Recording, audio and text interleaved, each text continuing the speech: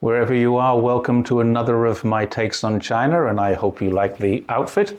I'm going to be on TV later on today. Today I'm going to be talking about museums. Just a few days ago, one of my favorite cities in China opened a new museum. One of my favorite TV presenters, Jing Li, posted about it on X, and I realized that museums are one of my favorite things. With the opening of this new museum in Xi'an to showcase the Qin and the Han dynasties, my mind moved to the kinds of museums that I like to visit. And there's no doubt I like history. I enjoy natural history and, of course, the cultural history. My favorites so far in China are Bingmaiyong and Sanxingdui. Bingmaiyong is better known in the West as the Terracotta Warriors. And it's the kind of place that you walk into and go, wow. Sanxingdui is very different. It's in Sichuan. It's more subdued. It's not far from Chengdu and has the history of settlements in that region going back almost 2,000 years before Christ, and most famous for its bronze masks, either with protruding eyes or slanted eyes. These masks are made often from bronze or gold, but apart from the masks, there are some incredible artworks there with great stories of China's ancient history, the real ancient history of China. Both of them are well worth a visit by anyone who's in China for a short time but wants to get a sample of the kind of history China has to offer. However, when I go to museums in Britain, I'm faced with three choices. I can go to a natural history museum, which I do enjoy. It's full of interesting animals, plants, and all kinds of things from around the world, including some, I think, really interesting reconstructed dinosaurs. China has them too. But it's the other kinds of museums that I want to talk about here, the kind that China doesn't have. The Imperial War Museum is an example, and the British Museum is another. As a kid, I was fascinated by them. I loved them.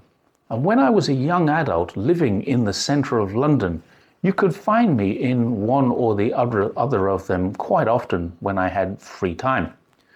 Nowadays, I feel very differently about them, and it's China that's made me feel differently. Let's look first of all at the War Museum, the Imperial War Museum. I lived very close to this one and another one in my first year in London when I was just 18 or 19 years old. I went to study in Hendon in North London, and there was an RAF museum there. When I graduated from there, I went to live in South London, very near the Imperial War Museum, perhaps the greatest war museum in the world.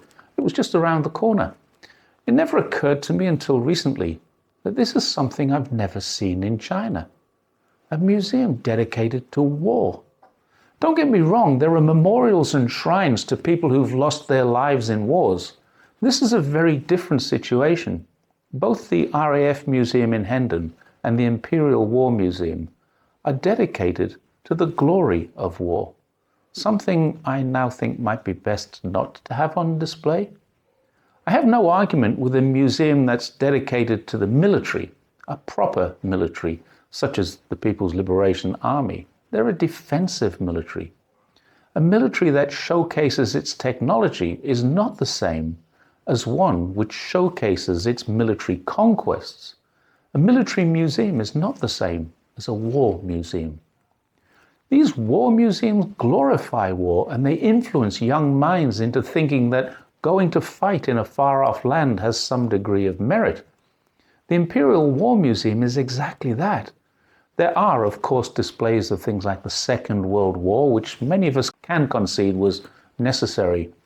But what benefit did the Zulu Wars of South Africa bring to the degree of security that British people needed? How was the capitulation of China in the Opium Wars good for the people of South London? It wasn't. Has there really been any benefit in the invasions of Syria, Libya, Iraq, Afghanistan, even the proxy NATO war in Ukraine?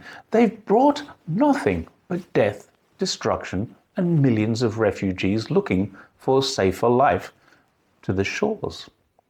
It's easy to argue that the negatives far outweigh the benefits, if indeed there are any benefits. I honestly can't see many. The Imperial War Museum glorifies these wars as being necessary for national security of the United Kingdom and its allies. But they are, or were for the most part, wars of military expansion to expand the economy, or military aggression to secure resources. And this is why China doesn't have such a museum. There's no history of this in any part of China. The other museum that I would enjoy strolling through when I was younger was the British Museum. But I had no idea at the time that the originating countries and rightful owners of the incredible artifacts that I was looking at were angry about this. I didn't learn until later in life that the Elgin marbles were Greek, not British.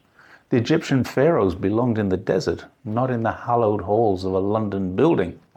What's worse is that, without realizing it at the time, I was looking at and enjoying China's history on my weekend excursions to the museum.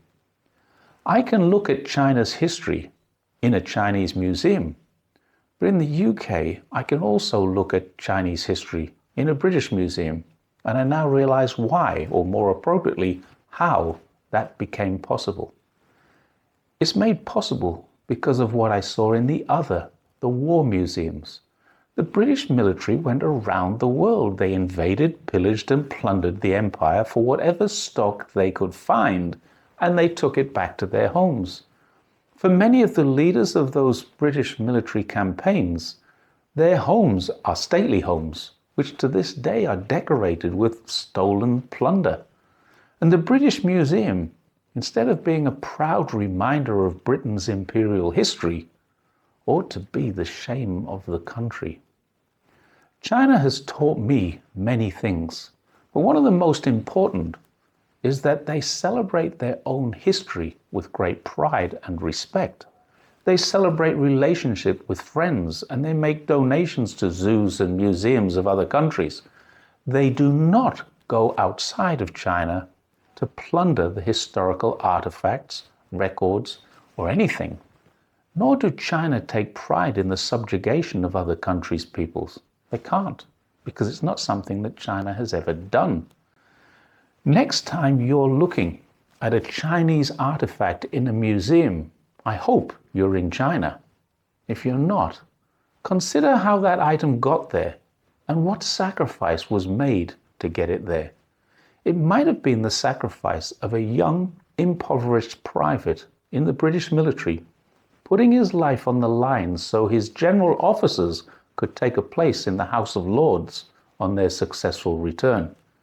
It was more likely the sacrifice of an official or a soldier in the Chinese Imperial Guard attempting to defend his national security from an aggressor claiming to defend their national security, but in reality, just a thief with approval from a king or queen to do so.